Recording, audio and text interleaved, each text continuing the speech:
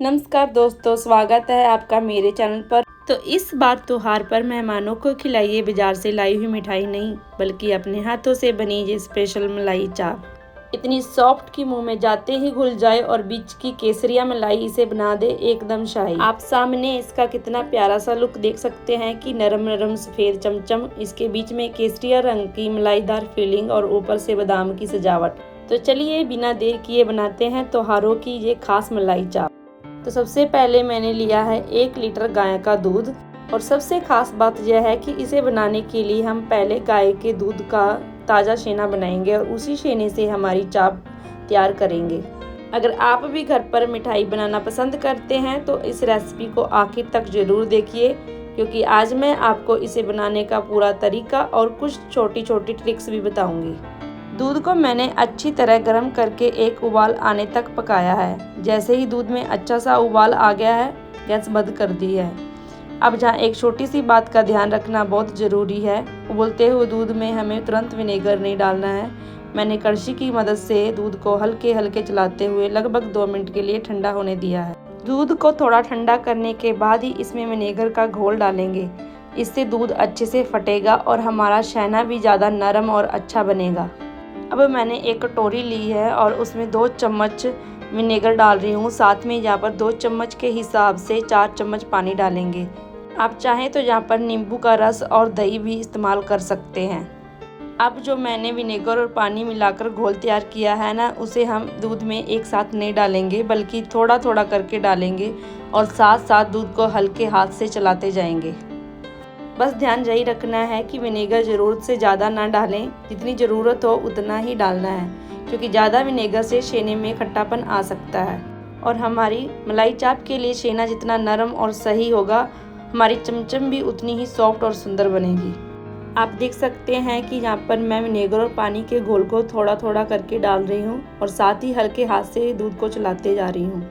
जैसे ही दूध फटना शुरू हो जाएगा, आप देखेंगे कि दूध से छेना और पानी अलग अलग होने लगेगा। जैसे ही आप देखेंगे कि दूध का सफ़ेद हिस्सा अलग होने लगा है और हरे हल्के रंग का पानी अलग दिखाई देने लगा है, समझिए हमारा दूध अच्छी तरह से फट गया है। आप देख सकते हैं कि हमारा दूध अच्छी तरह से फट गया है। यहाँ पर हरा हल्का रंग अलग दिखाई दे रहा है और सफ़ेद अलग दिख रहा है। अब हमारा छेना बन चुका है। आप देख सकते हैं कि जहाँ पर 1-1.5 चम्मच अभी भी विनेगर और पानी का घोल बच गया है, मैंने वो नहीं डाला है। अब छेने को छानने के लिए मैंने यहाँ एक पतीला लिया है और इसके ऊपर एक छलनी रखी है। छलनी के ऊपर मैंने एक साफ और पतला सूती कपड़ा रखा है। अब इसमें तैयार किया हुआ छेना डाल देंगे। जैसे ही हम छेना कपड़े में डालेंगे, इसका सारा पानी नीचे पतीले में निकल जाएगा। जहाँ मैं इस पानी को फेंक नहीं रही हूँ, बल्कि अलग से संभाल कर रख रही हूँ, क्योंकि आगे हमारी चमचम को पकाने के लिए इसी छेने का पानी का इस्तेमाल करना है। अब छेने को साफ पानी से अच्छी तरह धो लेंगे। इसमें विनेगर की जो खटास होगी वह निकल जाएगी और हमारे छेने का स्वाद एकदम अच्छा रहेगा। अब कपड़े के चारों तरफ से इकट्ठा करके छेने को अच्छी तरह निचोड़ेंगे। छेने का अतिरिक्त पानी निकालने के लिए मैं यहाँ पर पत्थर का जो चकला होता है वो रख रही हूँ, जो कि भारी है, जिससे सारा पानी निचड़ जाएगा। आपको इस बात का ध्यान रखना है कि छेने में अतिरिक्त पानी बिल्कुल नहीं रहना चाहिए, लेकिन इसे इतना भी ज़्यादा नहीं निचोड़ना है कि छेना बिल्कुल सूखा और कड़ा हो जाए। आप देख सकते हैं कि हमारा छेना कितना सॉफ्ट और बाउंसी बना है। मैं इसे हाथ से हल्का सा दबाकर चेक कर रही हूँ। जब छेना दबाने पर थोड़ा सा वापस अपनी शेप में आए और हाथ में बिल्कुल मुलायम महसूस हो, तो समझिए हमारा छेना एकदम सही तैयार हुआ है। अब जब तक हमारा छेना तैयार होकर सेट हो रहा है, तब तक हम जहाँ पर चाशनी बना लेंगे। इसके लिए मैंने लिया है 2 कटोरी चीनी और 4 कटोरी पानी। दोनों को अच्छी तरह मिलाकर इसे गैस पर पकने के लिए रख देंगे। जब तक हमारी चाशनी तैयार होती है, तब तक हम अपने छेने को अच्छी तरह से मसल लेते हैं, क्योंकि छेने को मसलने में थोड़ा समय लगता है और इसी दौरान हमारी चाशनी भी धीरे धीरे तैयार हो जाएगी। अब सबसे ज़रूरी काम है हमारे छेने को अच्छी तरह से मसलना।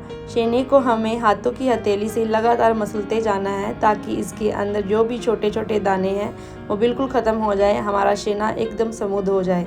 हम छेने को जितना अच्छे से मसलेंगे, हमारी चमचम उतनी ही सॉफ्ट, स्मूथ और अच्छी टेक्सचर वाली बनेगी। अब हमारा छेना तैयार है। मैं चेक करके दिखाती हूँ कि अगर छेना दबाने पर वापस उठ रहा है तो बहुत ज़्यादा बाउंसी लग रहा है, तो इसका मतलब है कि हमें थोड़ा और मसलने की ज़रूरत है। अब इसमें मैं डाल रही हूँ 1 चम्मच मैदा। मैदा डालने से छेना थोड़ा बाइंड हो जाएगा और हमारी चमचम को शेप देने में आसानी रहेगी। अब मैदे को छेने के साथ अच्छी तरह से मिक्स कर लेंगे ताकि मैदा पूरे छेने में अच्छे से मिल जाए। अब मैंने तैयार किए हुए छेने को हाथों की मदद से एक लंबा सा रोल बना लिया है। अब इस रोल को मैं लगभग बराबर हिस्सों में काट रही हूँ ताकि हमारे सारे चमचम एक ही साइज के बने। अब एक एक पीस लेकर इसे हथेली के बीच हल्के हाथ से रोल बन करेंगे और इसे लंबी, चिकनी और सुंदर चमचम की शेप देंगे। देखिए हमारे सारे चमचम एक जैसे आकार के बहुत सुंदर तैयार हो गए हैं। अब हमारी चाशनी भी अच्छी तरह से तैयार हो गई है। इस तैयार चाशनी में से लगभग आधी चाशनी अलग निकाल कर रख रही हूँ। इस चाशनी को हम बाद में इस्तेमाल करेंगे जब हमारी चमचम पककर तैयार हो जाएंगे। अब जो आधी चाशनी बर्तन में बची है उसमें डाल दूंगी छेने का पानी। अब इसे अच्छी तरह मिलाकर चाशनी को उबाल देंगे। जैसे ही चाशनी अच्छी तरह से उबलने लगे अब इसमें एक एक करके हम अपने चमचम डाल देंगे। चमचम डालते समय ध्यान रखें कि चाशनी अच्छी तरह गर्म और उबलती हुई हो ताकि चमचम अच्छे से पकना शुरू करें। इन्हें लगभग 10 से 15 मिनट तक अच्छे से पकाना है। अब जब मैं आपको एक बहुत ही खास और काम की ट्रिक बताना चाहती हूँ। चाशनी में अच्छी झाग बनाने के लिए रीठे का इस्तेमाल भी किया जाता है, लेकिन आज हमारे पास रीठा नहीं था, इसलिए मैंने उसकी जगह छेने का बचा हुआ पानी का इस्तेमाल किया है। आप देख सकते हैं कि छेने का पानी डालने से चाशनी में झाग अच्छी तरह बनने लगी है। यही झाग चमचम को अच्छे से फुलाती है। जैसे ही हमारी चाशनी कम होने लगे तो हम इसमें गर्म पानी डाल देंगे। देखिए धीरे धीरे हमारे चमचम कितने अच्छे से फूल रहे हैं और एकदम सॉफ्ट और स्पंजी बनते जा रहे हैं।